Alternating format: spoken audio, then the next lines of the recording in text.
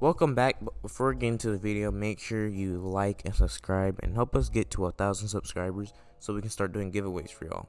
Now, let's get into the video. Deepfake is a synthetic media in which a person in an existing photo or image is replaced with someone else liking this, like another photo of someone. Deepfake was created in 2014 by Ian Goodfellow, a PhD student who now works at Apple. Most deepfake technology is based on GANs. GANs enables algorithms to move beyond classifying data into generating or creating images.